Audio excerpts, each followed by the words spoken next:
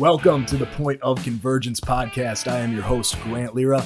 Get ready to sit down, tune in, and implement. Remember, the knowledge you learn here and anywhere else in your life is only worth something to you if you use it. So get implementing after this episode and enjoy.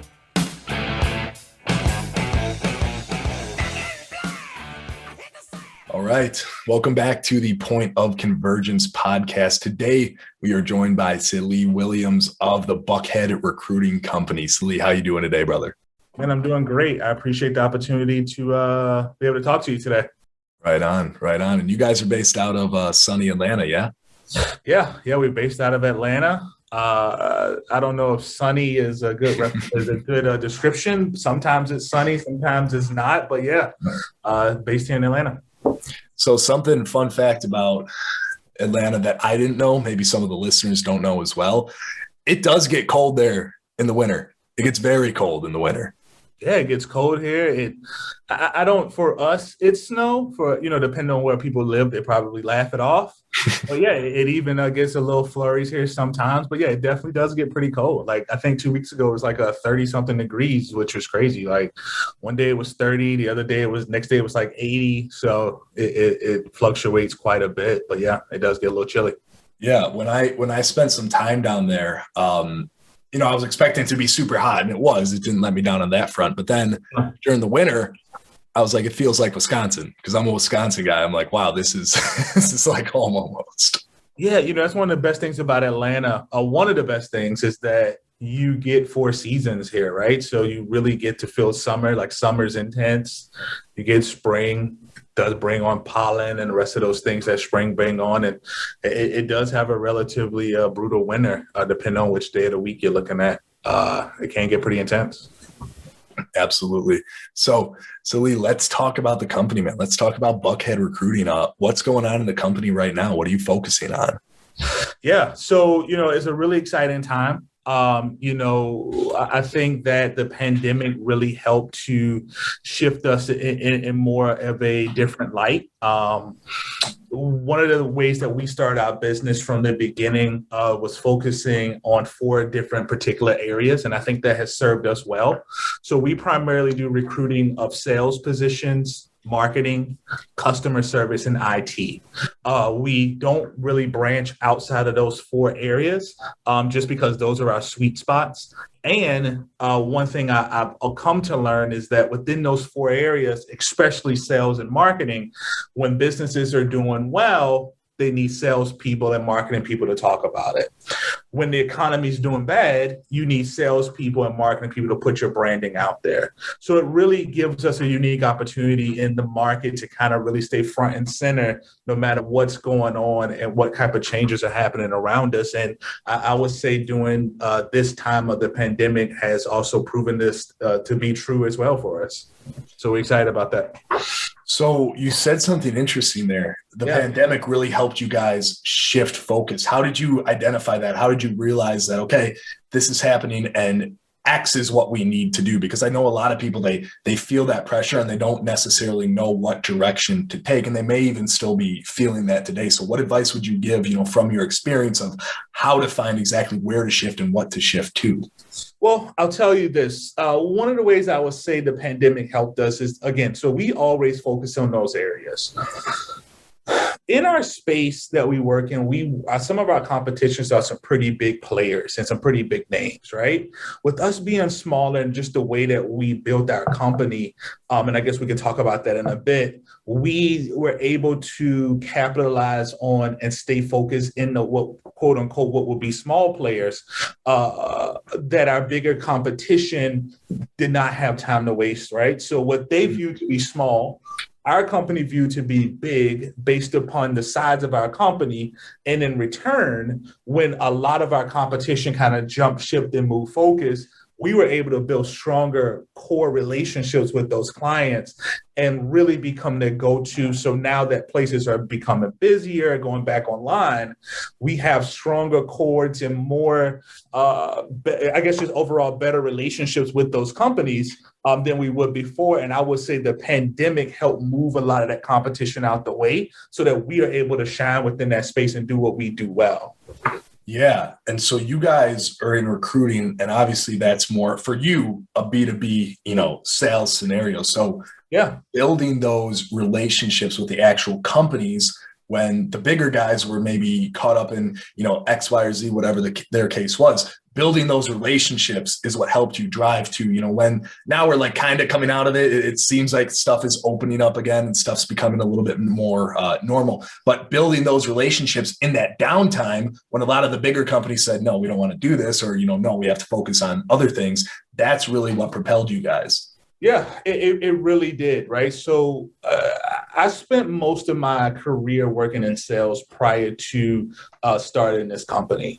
And so although we're in the space of recruiting per se, it's still a sales business, right? So we are selling our service to clients. We're selling candidates to clients. We're selling clients to candidates, et cetera. So it's a lot of sales going on here at one particular time. And also too, just in my sales career, you're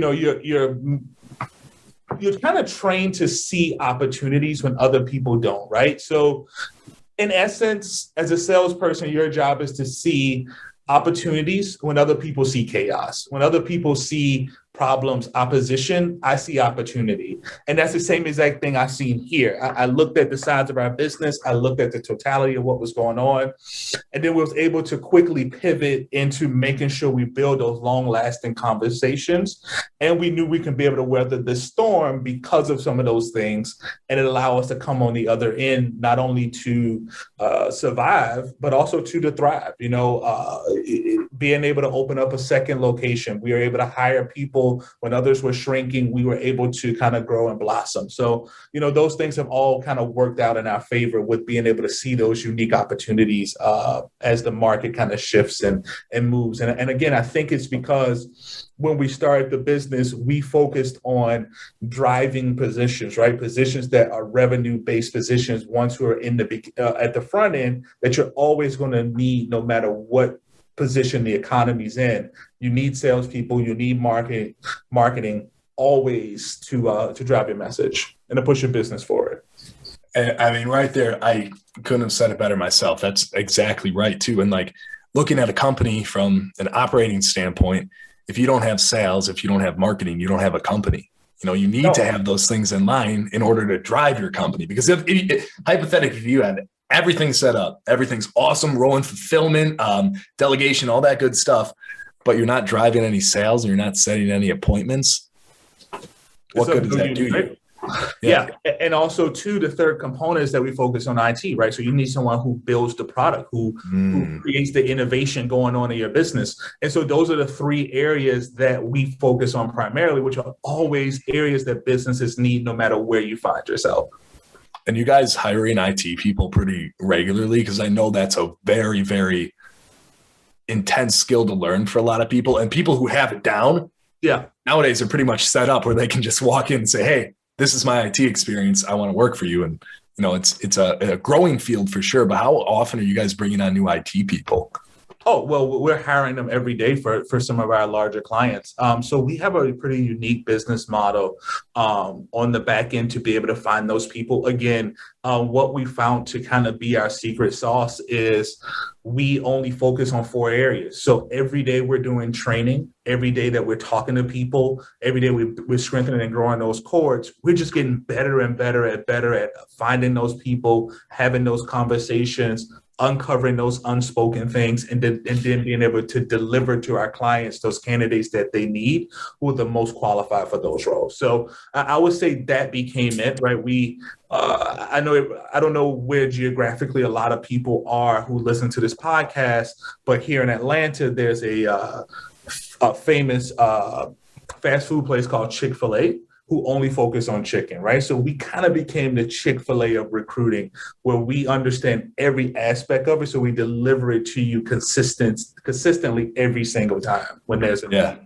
Yeah. You can go wide, but then you can't go very deep, or you could go narrow and you can go super deep. So that's exactly right. That's exactly the approach I would recommend. And something you said that was super interesting, Silee, is that You guys do training every day. Could you break that down and tell us a little bit like what that looks like, what the structure is, how you kind of shift focus from day to day, or if it stays pretty much the same? What does that look like? Yeah, so our business is broken up into two different departments. We have a recruiting department, and then we have an account manager department, which is more so sales, right?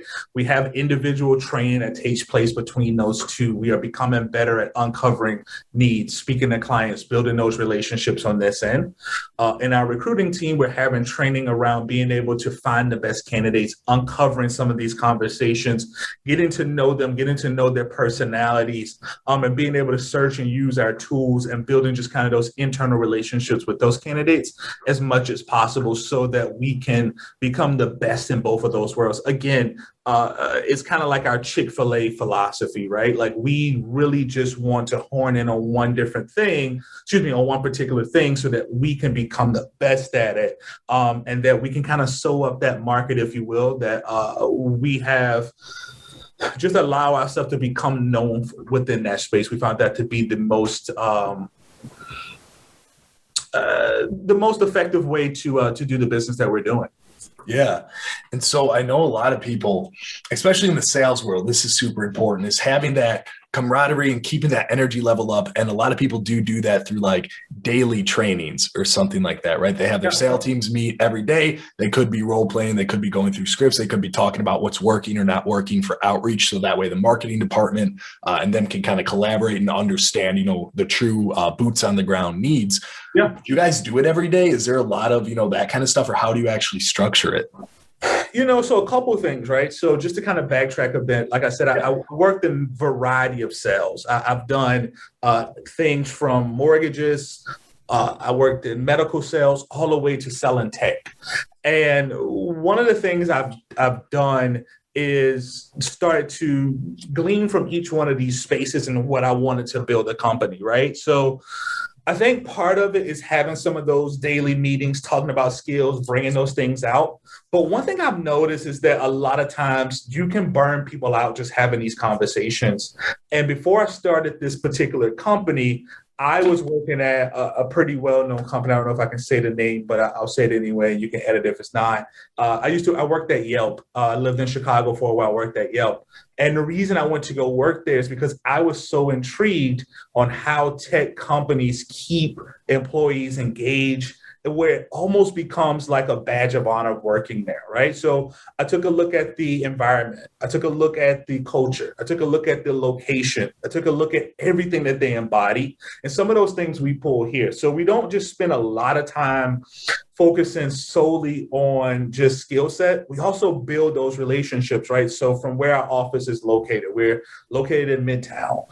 We are in a pretty tech somewhat filled building. We're located down the street from a big park, Piedmont Park, which is the largest park in Atlanta. So people can work down there. You can walk around Midtown. There's different places here. There's a relaxing room you can go to here. There's a meditation room. We have television set up within kind of our sales space where you can play video games and watch TV and kind of relax. We have people can work outside off of a balcony and different things, because all of those things come together to make the best sales solution possible. And so I learned those things where we focus on skill, but we also focus on culture. And I think that's what makes us the best that we can be when we're talking about strengthening and growing our sales culture and salespeople.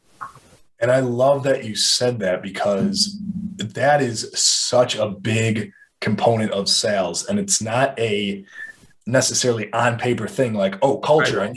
I need to make culture today, right? It doesn't happen like that. It happens over time. And for somebody who's coming into this space, they're thinking about it, they've seen some of the companies that they admire, they've seen their culture, and maybe they worked in a company that they really liked or really didn't like the culture of. The thing I'm curious about here is your process on creating that culture, because I know a lot of people will go in and they'll think, okay, this is what I want to happen. Is this the right idea? Is this the best for the company? Is this actually going to work? And not just have people, have too much fun and not get any work done. Because I think there's a super fine line, but at the same time, sales is a different field where like those salespeople are definitely a little bit more extroverted. They're a little bit more, I can say this because I have ADHD prone, you know what I mean? They're kind of all over the place. But so how do you like say, okay, this is a decision I make, I'm sticking to it, and now I'm going to implement it? Because that's a whole process and it doesn't happen overnight.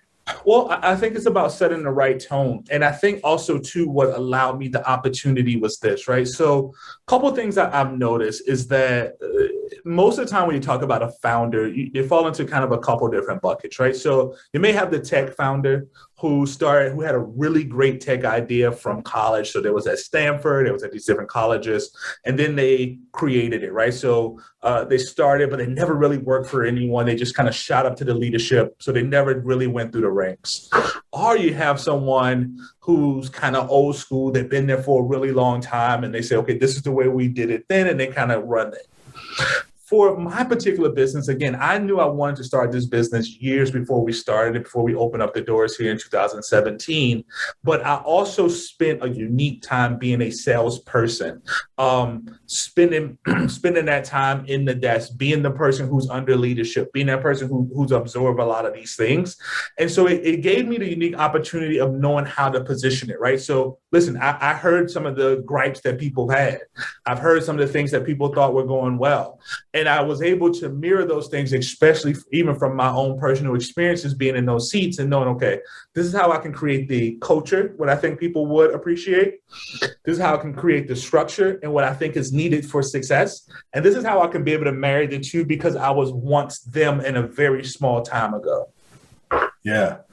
And then something too, because at the end of the day, if you're running your own business, if you're a partner in a business, you are in sales, right? Everybody's in sales and business. Absolutely.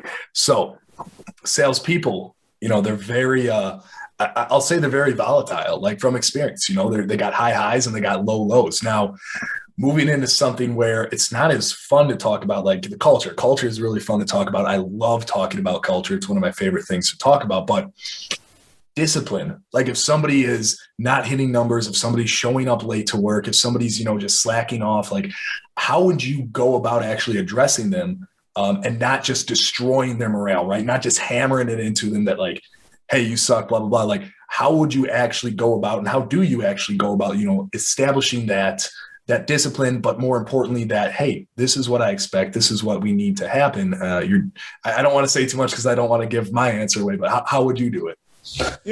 That's a really good question, right? And I think that is a fine line. One of the things I like to do is two things I found to be very useful in our business. One is setting the tone up front, right? So this is what we expect out of this culture. These are the things that I feel like to be able to make it into a success. And these are things that are required to work in this space. But second thing that I rely on more than the first is being able to be transparent, right? So a lot of times when people work for a company or work for a founder, it just becomes more of a working relationship, but not a personal relationship, right? So the more you have a personal relationship with the person, the more they get to understand you, the more they get to understand the story, respect and trust is built there. Like, for example, within our company, we have unlimited PTO. We don't really have a strict dress code.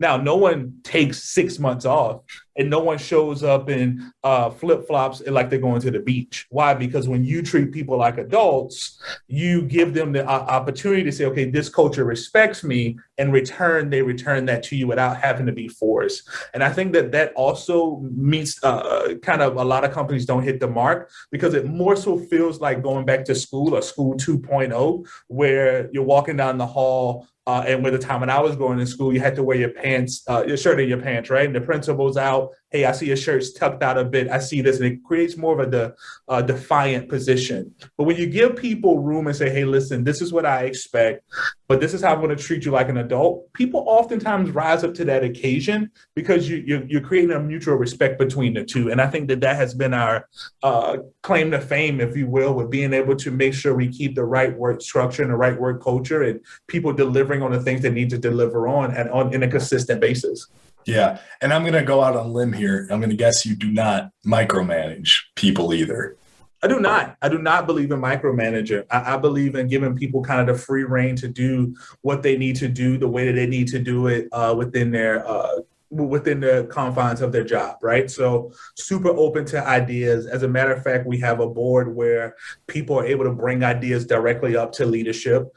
Say some of the things that you feel like needs to take place. We call it a toothbrush process. So basically, anytime you run into an issue more times than you use your toothbrush, then this is something we need to know. If it's slowing down productivity, if it's an annoyance as many times as you use your toothbrush, bring it right up to leadership. We can have some Kaizens around and talk about how we can perfect that and continue to move forward. Also, I think that's another way that we hold people accountable as well, because they feel like they're part of the process. They're not just a worker here. They're putting in thought. They're putting in research. They're becoming part of the culture that we're building and structuring, and they can kind of see it they can kind of see, okay, this is what I suggested. This is what changed. I can see it here. I'm not just a number fitting into a box.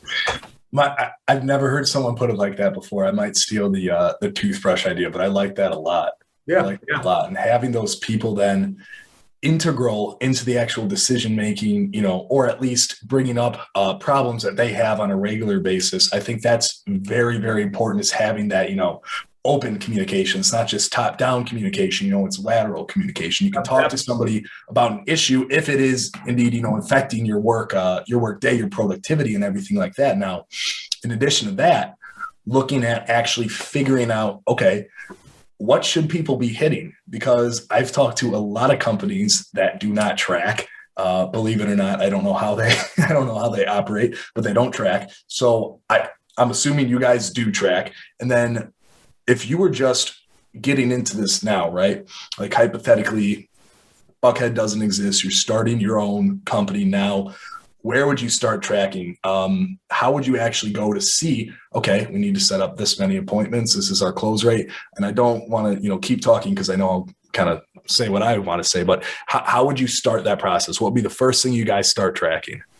Well, I would say the first thing, we track everything. Like everything has to be tracked. Everything has to be measured to make sure we're doing better and consistently growing our business. But, I would say honestly and truly, recruiting is kind of one of those things, what came first, the chicken and the egg, right? So the first thing I would say that you need to track, and the first way to kind of get started, is being able to strengthen up your people skills, making sure you're able to discover those and uncover those conversations. Because if you don't have that first, you don't have a really good relationship with people and personnel, it's hard to be able to build those relationships to kind of carry on. So I think that's the first thing you need to track. And just to kind of give you an idea, when we first started this business, the way that we used to train salespeople in relationship building was each person had to drive Lyft and Uber, and we recorded those interactions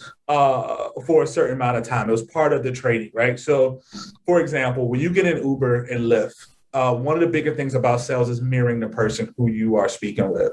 So let's say, for example, if I got into Lyft and I'm not a talker, but you're talking, that conversation is not going to go far. If I got into Lyft and I'm a talker and you're not a talker, then it was also a breakdown. So you got to know how to be able to mirror. You got to know how to be able to match. You got to be able to know how to continue to carry those conversations. So that's the first thing that we worked on, is that you got to know how to be able to gauge what's important, what information needs to be given, what information not to be given. And a lot of people think it's funny, but I'm like, Lyft and Uber is one of the best training tools that we had, because it gives you that and embodies that into one space. And I do believe as pandemic starts to subside, we're going to go back to that again. Even myself, I also Lyft and Uber. We recorded mine and we played those during weekly sales calls, where we were able to see those things and uncover those things because of what I said. It's so instrumental in knowing how to mirror people and mirror candidate clients. And that is such a creative solution to that, because I think so many salespeople get caught up in the script, right? They have the script, they're practicing the script, and they sound cardboard or robotic when they actually go out. But the real thing that makes that script come to life is tonality, mirroring, right? Having that connection with the person, because if you don't have that connection with the person, often an inexperienced salesperson is basically just going to rush through that script to get to the pitch, not correctly diagnose the actual problem that this person has, if they even have a problem in the first place. But that is such a outside of the box solution. I absolutely love it because just having those people skills and understanding how to carry out a conversation with a different personality type than yourself, that's going to get you so far, and that's going to build you more relationships than than the best script in the world could. I mean that honestly.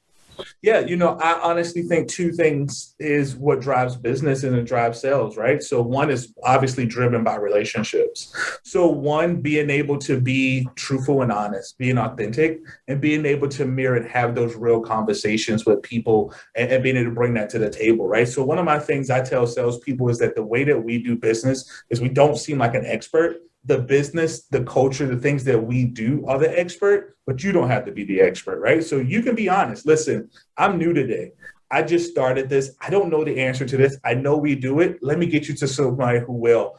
Or when we are open and honest about those conversations, I found in my own personal sales career, those things carried me further because they see me as a real human being and trust the overall process. Listen, the company has it. I don't have it. But you start to feel like you're talking to a real person. And again, when that person can match your energy, match the things that you're putting out, and really just being a concerned person or concerned about the issues and problems that you have, those things go so far than any script or any solution or any pricing can ever kind of make up for it. Exactly.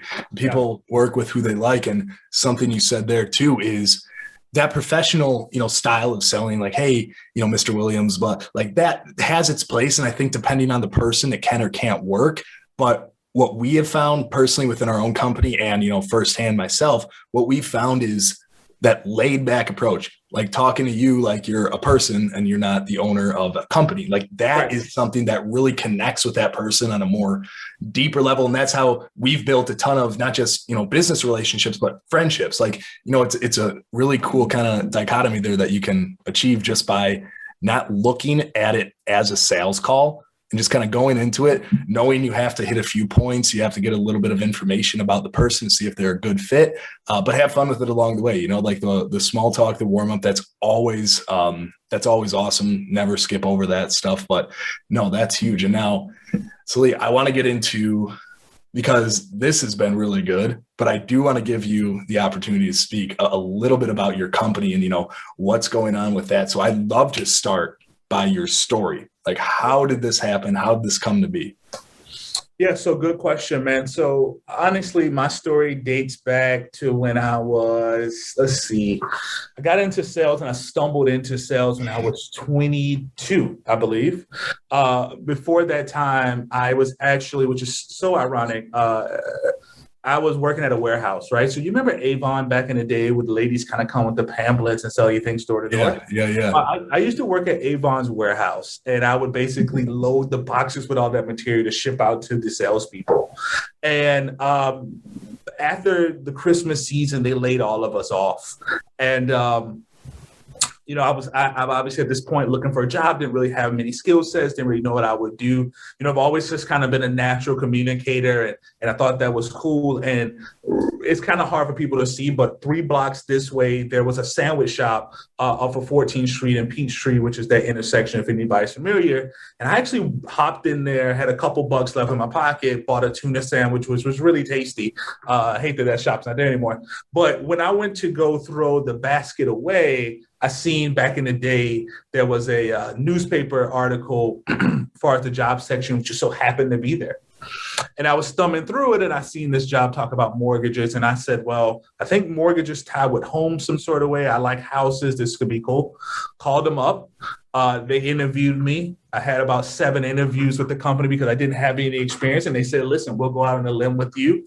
And that's how the whole thing was birthed, man. And honestly, that was more of a boutique mortgage company. We were doing a refinancing at the time and right before the bubble burst. And it kind of sparked that interest in me, one, about sales. I was able to command my income. It was something I thought I did well without much thinking. I was super fast on my feet. I like being able to build relationships, but also too, because it was a boutique space, it made me start to think I would love to be able to own something similar in space and style of this company as my own one day. So it kind of just planted the seed there. And I went from there. I've done medical sales. Like I said, sold medical equipment into dental offices. And all this time as I'm doing a variety of different sales, I did outdoor sales where I'm going door to door, kind of fronting it out, going to business, selling them different odds and ends. And so each time as I'm going through this, I'm getting better and better and sharpening up these skills, but never lost the sight of one day I kind of want to own my own thing. Didn't really have it defined. But then I kind of landed on recruiting simply because I knew I could sell stuff and items, but I wanted to sell something that was more impactful, right? So to kind of go back when I was selling mortgages, we were literally changing people's lives, man. There were people who would be crying on the phone who I'll never forget. There's this one client that I had that the reason they wanted to refinance the home was because all the appliances were broken. So they were eating out every night and doing these different types of things. And we were able to get the money out of their home, and it impacted them where obviously we got paid for it, but it was meant more to them, or people who sent their kids to college, they couldn't figure out how to do that. So I said, if I start something, I wanted to have kind of that meaningful space to it, because that's what keeps you in the long game, right? That's what gets you out of the bed every day. That's what keeps you focused doing the grunt and the grinding of it all. So it has to have some type of real mission behind it, not just selling a bunch of things for my own personal benefit. And I thought, helping connect people with jobs is no better way, right? So today we connect individuals with jobs that they are able to take themselves and their family to the next level. We connect startup businesses or tech businesses with candidates who can help take their dreams and desires to the next place. And it's no better feeling to being able to, every day we come to work, we're that middleman and we're that connection piece to make both of these things become a reality. Totally.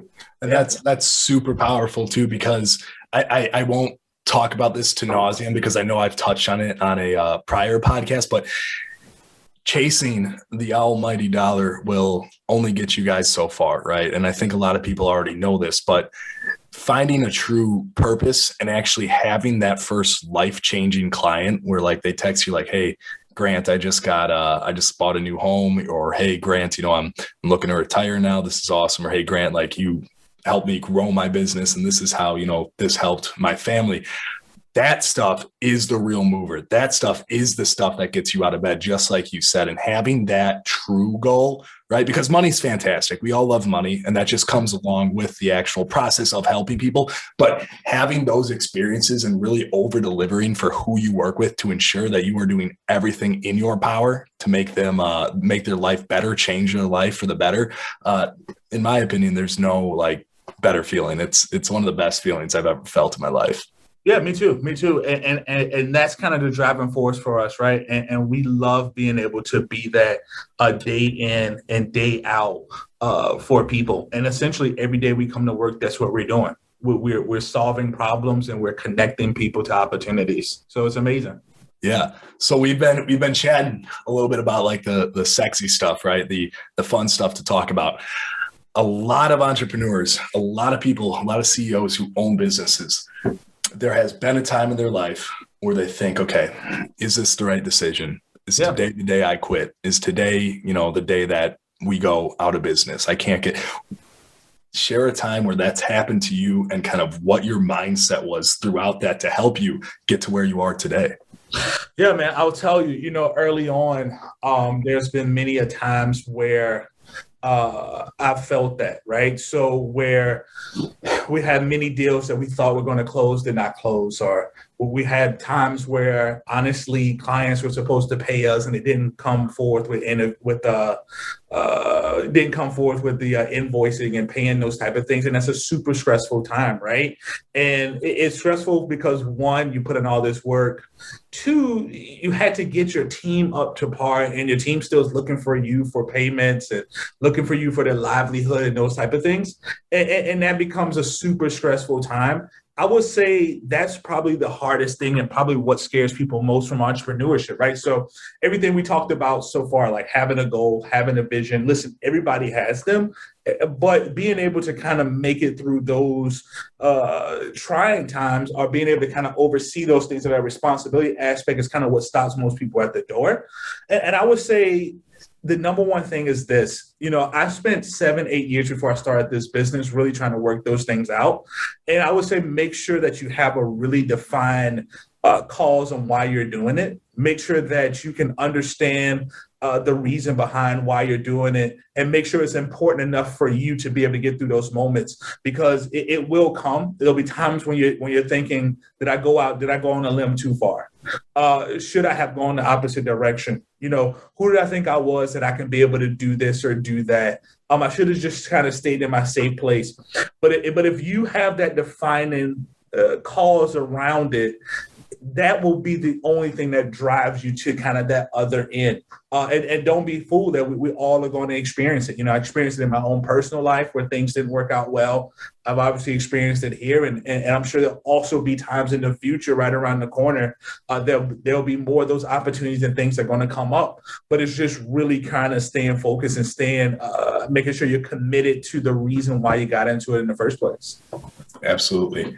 And yeah, one of the things that I heard from one of our mentors was, salespeople and entrepreneurs both have, the best salespeople and entrepreneurs have short memories, right? So they forget those big setbacks, and they kind of keep that focus, keep that tunnel vision on what their goal is. And they don't let a lot of this outside noise distract them, because you said something there too that was super relatable, right? Having deals fall through, having people not pay you, having that stuff happen, that sucks. That is like the worst. And a lot of people listening probably have experienced that too. I'm willing to put, money on it that they have. Yeah, but it's the best of us. Exactly. The worst thing you can do is beat yourself up over it. Think, oh man, if I said this differently, or oh my God, if I would have said, if I would have sent him this instead of that. No, you need to go back. You need to definitely review it and see if there's stuff that you would want to change, but do not beat yourself up over that, because all that's going to do at the end of the day is have you living in the past. And you've already been there, right? You can learn from the past and make sure that you are reviewing your calls, because it's very important, but do not sit in that moment forever, because that's just one moment. In the grand scheme of things, that's one deal. I don't care how big the deal was, right? Because you're going to have more. You're going to have more conversations. You got to the point where you had that conversation. You either got them to agree to a call with you, whether it was through, cold outreach, referrals, whatever the case was. That's a huge victory in and of itself. And then keeping those small victories and realizing that you are actually making forward progress is huge, because something I really, really stress to people who are starting their entrepreneurial journey, and maybe even they say like, hey man, I'm having a rough time right now. Like, this sucks. Stop for a second, take a look at where you are right now, and then look at where you were before you started this. Because I feel like as entrepreneurs, we're so focused on the now, and that is exactly what, we still plan ahead, but the now is what we live in. So we don't ever take a step back and say, oh my God, like, look at all this progress I've personally made as well as the company. Like, that's insane, right? Take a second. Do not focus so much on your newest setback, but look at your growth throughout the last 3 years, 2 months, a week, whatever the case is. Do that. And I did not mean to go on a tangent there, but that just really hit a personal note with me. That's awesome. No, totally agree. And just to kind of piggyback on that just 1 second. Yeah. There was an opportunity here at one point where we had a conversation with a potential client. This client was huge. I don't want to put the name out, but the client was huge. The opportunity was huge. They had a bunch of open positions for us. We knew it was great, right? Client said things were going well. We sent them over the MSA, and then it went ghost. Obviously, I'm beating ourselves up about it. I'm beating myself up about it, reaching out to the client, can't get them on the phone, can't get them back in. 2 weeks later, we end up signing the largest contract that we've ever had in our company with a different client. And guess what? We forgot all about the other one. So, and you're absolutely right. If you start to beat yourself up, you get too far into the mud about it, you start to take those things personal. And for me, I have to understand, listen, everything that happens in my life isn't personal, even though it happened with me, right? There's a lot of things that may not be spoken about, a lot of things that maybe that person didn't tell me, but I'd be able to kind of dust myself off and just continue to move forward.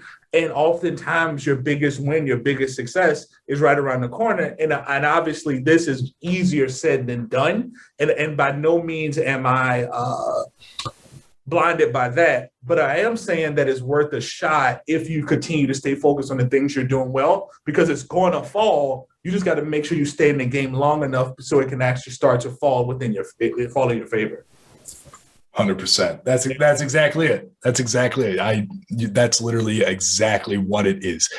Keep on going, keep on digging, keep on trucking, whatever you want to say. That is the actual key. Like, just like you said, you lost that huge deal, but I bet you forgot about that deal as soon as that other one closed. So it didn't even cross our minds anymore, right? Nope. And I think that's also too another thing. You got to make sure that no matter what you're doing, you continue to have a pretty big pipeline of things that you're working on. Don't rest everything on one deal or one client or one situation. You'll always be disappointed. But even if you lose something big and you have a couple more small things that you're working, it'll carry you through until you get to that next big thing. But it's so important that that's all mental at this point, right? So it's so easy to fall into the guilt trip or become complacent or want to give up. But being able to look at this thing, okay, listen, I wasn't able to land this, but I can work these things until I get back into position to land the bigger, because there are going to be more opportunities if you continue to stay persistent, stay consistent in the things you're doing, redefining and polishing up the things that whatever field that you're in, you're going to become better and better and better. And it's going to lead you to more and more opportunities where you will be able to shine and be able to get back some of the things that you thought were a loss. That's it. Absolutely. Now, talking within Buckhead Recruiting a little bit, I want to talk a little bit about your guys' approach, because on your website, you have a pretty cool page that kind of lays out your approach. But I also want to talk a little bit about your digital aspect, because I know that's something you want to touch on too. So I'll open the floor up to you. You talk about the approach first. I mean, how do you actually go from request for job to, fulfill job, or vice versa, whichever way you guys are working? Yeah. So really, we spent some time thinking about what makes that really unique, right? So typically when a client comes to us, most of the time they have some other team or some other solution to find these positions. So either the volume has gotten too big for them that they can't take it on any longer, or the position is a bit harder for them to feel at the pace in which they need it, right? So oftentimes that means when people get to us, it's a 911 essentially. So with that being said, clients don't have enough time for us to kind of figure it out. We got to kind of have that. So we really pride ourselves on making sure that we don't waste the client's time any longer, because time has already been wasted because they couldn't fill the role by the time they gave it to us. So we spend a lot of time making sure we build the right relationships, like I said, right? So that goes back to why we only work within certain areas. It helps us to build candidate relationship so that we can deliver on those deliverables at the time when we need to deliver on them. It also makes sure that we vet them, have good conversations with them. We also make sure that, like I said earlier, we have an account management portion of our business where all we're doing is building relationships with clients, because you can find someone who has the best skill set. They can check off all the boxes for skill, but if they're not a good cultural fit, then they're still not a good fit for the client. So we got to make sure they understand that both, right? So that we only get that by building that relationship with the client, uncovering. I'll tell you this, no matter what a client tells you, the first two things they tell you is never the truth on why they need this or what's going on. It's when you get past that, when you get down to the third and the fourth reason, those are the connecting dots that needed to be able to make it a real success. And the only way we do that is by spending time, right? So by this process, we take them through these internal vetting. We understand needs. We understand candidates. We understand clients. We understand the industry that they're in. allows us to bubble up the right people so that they're not spending a bunch of time with people who don't qualify. They really find themselves in a really tough decision on which one of these really qualified candidates I want to move forward with.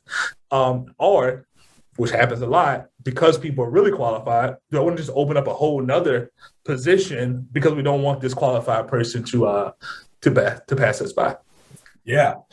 And so with that, I'm obviously not in your space. So coming from a place of just not actually knowing this is people come to you in a time of like 911 crisis, right? So you guys need to move rapidly. You guys have kind of a time crunch.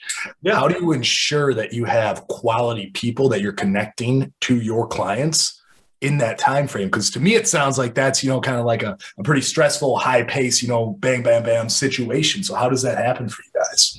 Again, just building client-candidate relationships. One of the things that we do is, which is super important to us, is that all of our recruiters, I guess I don't want to give you too much of our secret sauce, but all of our recruiters are recruiting in areas that they worked in before. So, for example, a recruiter who recruits for sales roles was once a salesperson. An IT position, they were once working as an engineer or whatever in IT. So it allowed us to be able to cut through a lot of the red tape. So you may see someone, or I may see someone and say, oh, they sound great. They know how to do blah, blah, blah, blah, blah. But if you've done it, it becomes more of a peer-to-peer conversation than versus there being kind of a hierarchy, right? So you're talking to more of a colleague at this point. We're uncovering some of the needs. We're uncovering some of those things.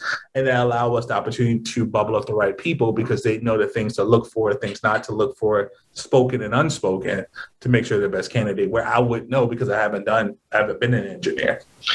I like that. I think that's good. I think that goes back to what we talked about earlier about like the Uber and having people, mirror people and having people in the similar field, recruiting for that similar field. I think that's a really, really cool way of doing that. Now, digital aspect side of things. We talked a little bit about this off camera, but I want to bring this, into the light. I want to bring this in front of the camera and have you kind of take the floor and share a little bit about what that means. Like, what does having a digital aspect of your company mean to you?